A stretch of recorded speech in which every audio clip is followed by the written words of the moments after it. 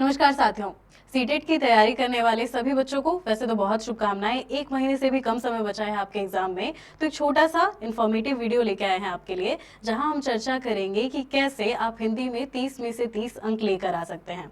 थोड़ी सी पढ़ाई करनी है, समय कम बचा है, तो हम पूरा का पूरा सिलेबस तो रिवाइज नहीं कर सकते। जो अगर आपके छोटे छोटे नोट्स बनाए हों आपने, तो आप उनका रिविजन करें, बेहतर है। अब हम पूरी की पूरी किताब नहीं पढ़ेंगे, पूरे के पूरे लंबे चौड़े लेक्चर नहीं देख सकते हैं। तो चलिए आज के वीडियो में डिस्कस करते हैं कि कैसे सिलेबस के माध्यम से आप हिंदी में 30 में से 30 अंक हासिल कर सकते हैं। अच्छा, ये भी ध्यान दीजिएगा कि व्याकरण के 1-2 प्रश्न आ जाते हैं गद्यांश पद्यांश में, तो सीधे सीधे आपको पूरी की पूरी व्याकरण नहीं पढ़नी है।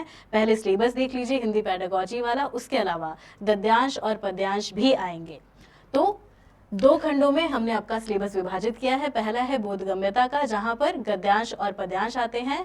गद्यांश और पद्यांश 2 अनुच्छेद हैं आपके। ये कैसे होंगे? अपठित कहा जाता है इन्हें, लेकिन फिर भी कहाँ से लिए जाते हैं? आपकी 8वीं 9वीं 10वीं या फिर उससे पहले की हिंदी की बात कर रहे हैं ना, तो हिंदी की पाठ्य पुस्तक की कविताओं या फिर कहानियों से या फिर किसी निबंध से निकाले गए ये आपके गद्य या फिर पद्य हो सकते हैं। अब इनसे प्रश्न कैसे पूछे जाते हैं? तर्कमूलक अथवा साहित्यिक, वर्णात्मक प्रश्न भी हो सकते हैं, वैज्ञानिक रूप से भी थोड़े बहुत प्रश्न निकाले जा सकते हैं, जिनमें बोधगम्यता, निष्कर्ष, व्याकरण और मौखिक योग्यता से संबंधित प्रश्न होंगे। तो कभी कोई भी आपके दिमाग में डाउट क्रिएट करे ना कि सीटेट के लिए क्या व्याकरण पढ़नी पड़ती है या नहीं, तो सीधे तौर पर तो हम ये कहते हैं कि भाई पेपर क्या है आपका 15-15 नंबरों में विभाजित है। 15-15 नंबर कैसे? 15 नंबर के गद्यांश पद्यांश से प्रश्न आते हैं और 15 नंबर के हिंदी शिक्षण शास्त्र से प्रश्न आते हैं। लेकिन ये जो गद्यांश पद्यांश वाले प्रश्न हैं, इसमें 1 से 2 नंबर के, और अगर आप 2023 वाला पेपर देखें तो वहां पर आपने ध्यान दिया होगा लगभग 3 नंबर के हिंदी व्याकरण से जुड़े हुए प्रश्न पूछे जा रहे थे। और अब तो थोड़ा सा रीजनिंग वाला फॉर्मेट भी अपना लिया गया है। 4 शब्द देकर ये भी पूछ लिया जा रहा है कि इनमें से कौन सा शब्द है जो सही नहीं लग रहा आपको, या फिर जो ग्रुप के हिसाब से ठीक नहीं है। तो ऐसे प्रश्न भी पूछे जा रहे हैं। आगे देखेंगे, सिलेबस के दूसरे भाग पर आएंगे, तो अब आपको क्या चीजें पढ़नी होंगी बाकी के 15 नंबर के लिए? 15 नंबर में तो आपका गद्यांश और पद्यांश आ जाएगा। अब गद्यांश पद्यांश कैसे करेंगे इसे बाद में बताते हैं, पहले एक बार आपका पूरा सिलेबस देख लेते हैं। हिंदी शिक्षण शास्त्र में क्या क्या चीजें आएंगी? भाषा विकास का अध्यापन कला, कि आपको भाषा जो बच्चों को पढ़ानी है, हिंदी है, अंग्रेजी है, संस्कृत है, कोई भी भाषा आप लेकर चल रहे हैं, वो भाषा आप बच्चों को कैसे पढ़ाएंगे, उस भाषा को पढ़ाने में क्या क्या कठिनाई आ सकती हैं। आप अध्यापक हैं तो आपके हिसाब से भी, और बच्चे हैं तो बच्चों को समझने के हिसाब से भी क्या क्या कमियां आ सकती हैं। अधिगम और अर्जन, भाषा अर्जन के, भाषा को सीखने के ये 2 प्रकार हैं। अब इनमें क्या क्या अंतर है, इससे जुड़े हुए प्रश्न खूब ज्यादा पूछे जाते हैं। 1 नंबर का प्रश्न तो आता ही है, इसे ध्यान दीजिएगा। भाषा अध्यापन के सिद्धांत कौन कौन से हैं? बच्चों को पढ़ाने के जो सिद्धांत है ये कितने हैं, किस किस हिसाब से हैं, और उन सिद्धांतों का नाम देकर भी आपसे सही गलत वाले प्रश्न पूछ लिए जाते हैं।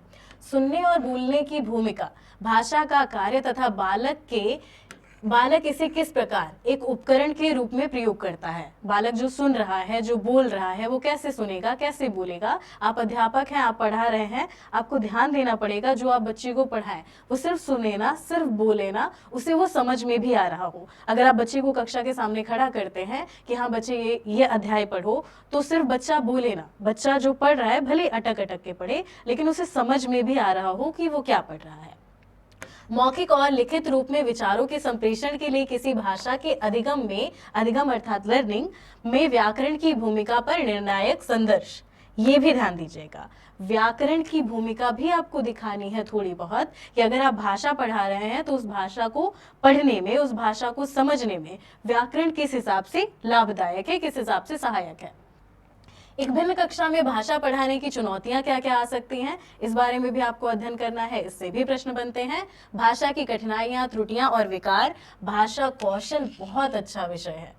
चाहे ना, अगर आप YouTube पर सर्च करेंगे भाषा कौशल के, आपको ऐसे वीडियोस मिलेंगे जो 2-2 घंटे तक भी खिंचे हुए हैं, और ऐसे वीडियो मिलेंगे जो 10 मिनट, 5 मिनट, 6 मिनट में भी आपको भाषा कौशल एक्सप्लेन कर देते हैं।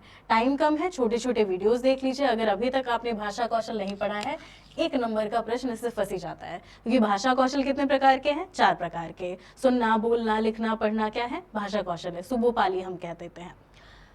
भाषा बोधगम्यता और भाषा प्रवीणता का मूल्यांकन आप कैसे करेंगे? बोलना, सुनना, पढ़ना और लिखना, दोनों रूपों में मिलेगा। आपको मूल्यांकन करने में भी मिलेगा कि चारों तौर पर आप मूल्यांकन कैसे करें, और भाषा कौशल के भी 4 रूप मिलेंगे।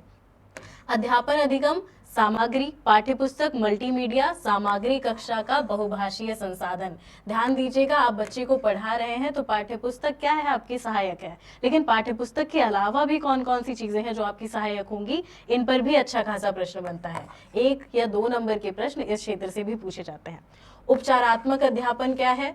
अगर बच्चे को पढ़ने में कोई कठिनाई आती है तो आप उन कठिनाइयों का निवारण कैसे करेंगे, इससे भी प्रश्न बनता है। 1 या 2 नंबर के प्रश्न आपके इससे भी निकल सकते हैं। अच्छा, अब हम ध्यान देते हैं, थोड़ा सा पहले हिंदी शिक्षण शास्त्र को देखेंगे कि इसकी तैयारी कैसे करें, फिर हम वापस आएंगे गद्यांश पद्यांश पर। अच्छा, ध्यान दीजिएगा, अब कुछ बहुत डिटेल में नहीं कि नहीं पूरा सिलेबस पढ़ लीजिए काम चल जाएगा। अगर आप लोगों ने पूरा सिलेबस पूरा किया है अच्छा है, नहीं भी किया तो भी कोई दिक्कत नहीं, बताते हैं क्या करना है। यहाँ से सिर्फ इतना कीजिए कि जितना ज़्यादा संभव हो सके, अगर आपका CDP बाकी सारी चीज़ें सारे विषय तैयार हो चुके हैं, सिर्फ लैंग्वेज ही फंस रही है, लैंग्वेज में भी हिंदी फंस रही है, आपको क्या करना है, कम से कम पुराने ये जो 10 साल के आपके PYQs हैं ये उठा लीजिए और इन्हें हल कीजिए। सुनने में थोड़ा ज़्यादा लगेगा, लेकिन 10 साल के PYQ मतलब कितने क्वेश्चन, 1 साल में आपके 3 प्रश्न आ रहे हैं, 10 साल में कितने हो जाएंगे, कुल आपके 300 प्रश्न हो जाएंगे। तो इन 300 प्रश्नों को ना कम से कम एक बार जरूर हल करें। अगर अभी तक आपने PYQ नहीं किया है, अगर आप लोग 1-2 बार रिवीजन कर चुके हैं फिर भी रिवीजन ना छोड़ें। आज की क्लास में हम लोग PYQ कर रहे थे तो आप लोगों ने ध्यान दिया होगा 2023 में आए प्रश्न, 2014 में आए प्रश्न मिलते जुलते हैं, थोड़े से नाम बदले हैं, ऑप्शन थोड़े ऊपर नीचे हैं, लेकिन अगर भाव देखेंगे उन प्रश्नों का तो आपको लगेगा प्रश्न एकदम मिलते जुलते हैं। इसलिए PYQ जरूरी होता है। अगर 30 प्रश्न आ रहे हैं और 15 प्रश्न आपके पेडागोजी वाले हैं तो वहां पर आप लोगों ने ध्यान दिया होगा कि 10 से 11 प्रश्न अगर आप PYQ करके चलते हैं, आपने कुछ नहीं पढ़ा तो भी आप आराम से हल कर लेंगे। इसके बाद हम क्या करेंगे, अब आ जाते हैं गद्यांश और पद्यांश पर। गद्यांश के लिए आपको क्या करना है, थोड़ा सा दिमाग लगाइएगा कि जब आप गद्यांश पढ़ रहे हो तब हमें क्या करना है, गद्यांश एक बार अच्छे से पढ़ लें, उसके बाद प्रश्नों को देखें। अगर प्रश्न में लगता है कि नहीं पीछे जो हमने पढ़ा वो हम भूल रहे हैं, प्रश्न पढ़ लीजिए, चारों ऑप्शन देखिए, फिर वापस गद्यांश पढ़ें और फिर आकर उसी प्रश्न का उत्तर देखें। अब बाकी 6 से 7 प्रश्न जो भी आपको मिल रहे हैं इस क्षेत्र से, इसी हिसाब से उत्तर दीजिएगा कि एक बार पढ़ें फिर वापस आए, 5 6 या 7 जितने भी आपको प्रश्न मिल रहे हैं सारे प्रश्न देखें, सारे ऑप्शन देखें, अभी टिक नहीं लगाना है, वापस जाएं, एक बार फिर से गद्यांश पढ़िए, फिर प्रश्न पर आइए, तो आपको कम से कम पता रहेगा यहाँ क्या क्या चीजें पूछी जा रही है। अब अगर आपको की पॉइंट समझ में आता है ना कि हाँ ये पॉइंट इंपॉर्टेंट है गद्यांश का, इससे प्रश्न पूछा जा रहा है, उसे पहली लाइन कर दीजिएगा। अब हम क्या करेंगे, पद्यांश में और गद्यांश पद्यांश में अंतर क्यों है, हम अलग क्यों बता रहे हैं। ध्यान दीजिएगा, पद्यांश वाले जो प्रश्न है, कविता वाले, थोड़े से कंफ्यूज करते हैं। कविता क्या है, कविता का प्रत्येक बच्चा अपने हिसाब से अलग अलग अर्थ ले सकता है। कविता का कई बार सटीक शीर्षक पूछ लेता है, शीर्षक तो कविता में नहीं है। गद्यांश में फायदा क्या है, गद्यांश अगर 7 नंबर का आ रहा है ना, तो 7 में से कम 6 नंबर वाले आपको उत्तर गद्यांश के भीतर ही मिल जाएंगे। तो अगर आप गद्यांश अच्छे से पढ़ लेते हैं उत्तर दे देंगे। लेकिन पद्यांश में थोड़ा सा उल्टा है। पद्यांश यानी कि आपको जो कविताएं हैं, कविता के जो छोटे छोटे भाग हैं वो आपको सही से पढ़ने पड़ेंगे, समझने पड़ेंगे, और समझ के आधार पर तब आप उत्तर देंगे। तो अगर मान लीजिए यहाँ पर 7 या 6 प्रश्न आ रहे हैं तो 6-7 इधर से भी आएंगे। ठीक, अब आपको क्या करना है, या फिर 8 हो सकते हैं, ठीक है, कुल 15 प्रश्न आएंगे आपके मिलते जुलते। अब हम क्या करेंगे, दोनों को मिलाकर ये मान लेते हैं कि हमारे बन रहे हैं 15 नंबर, और एक चीज और करना है। गद्यांश पद्यांश वाले ना कहा जाता है फ्री के नंबर है, लेकिन फिर भी आपको एक काम और करना है। जब भी गद्यांश या पद्यांश वाले प्रश्न कर रहे हो, ध्यान दीजिएगा, गद्यांश पद्यांश को छोड़कर बाकी दुनिया में जितनी चीजें हैं आप भूल जाइए।